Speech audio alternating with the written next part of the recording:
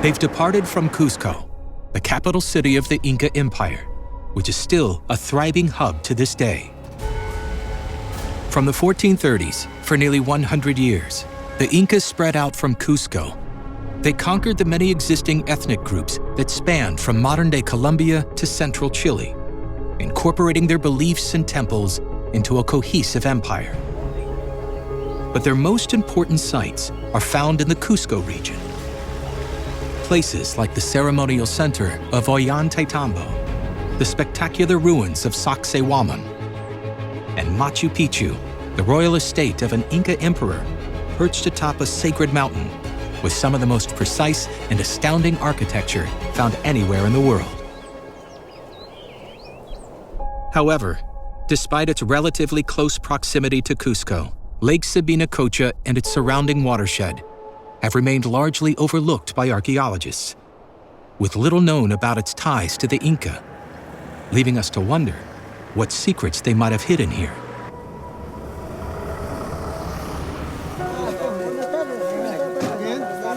Preston Sowell has brought together a group of Peruvian archaeologists to investigate the lake and its watershed.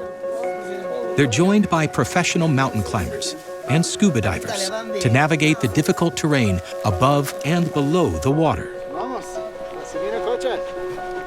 This expedition marks the first time that trained archaeologists have visited here, where they will look for structures and artifacts from the past, exploring the watershed's ridges, peaks, and shoreline to try and learn what the area might have meant to the Inca. To convince archaeologists that, we might have something special here. It's really the first step in protecting this place. Beautiful. Really impressive.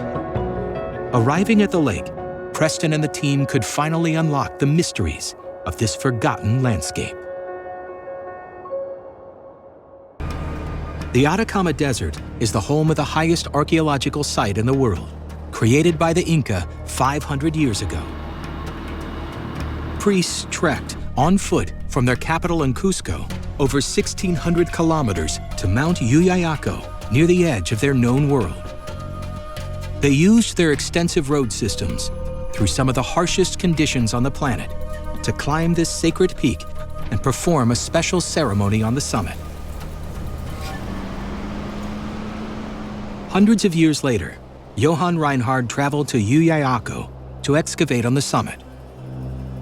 His findings would become one of the most significant archaeological discoveries in history.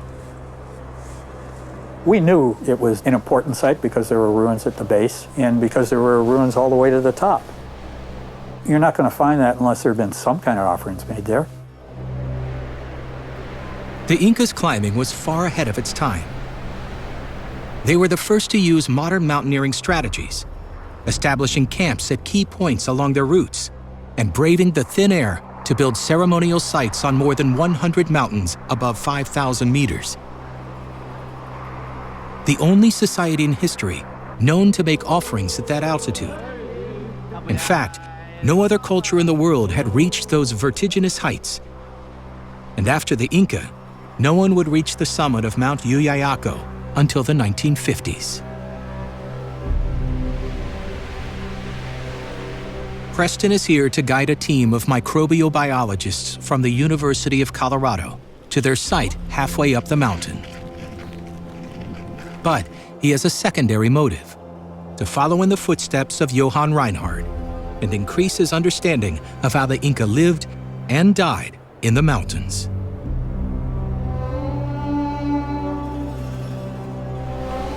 Preston and his team find life on the mountain challenging, which makes the Incas' accomplishments here that much harder to conceive. It's just hard to be here, much less work here.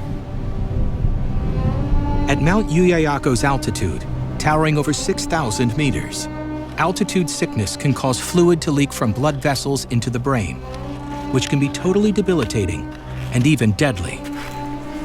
So what could have compelled the Inca to make such an arduous pilgrimage?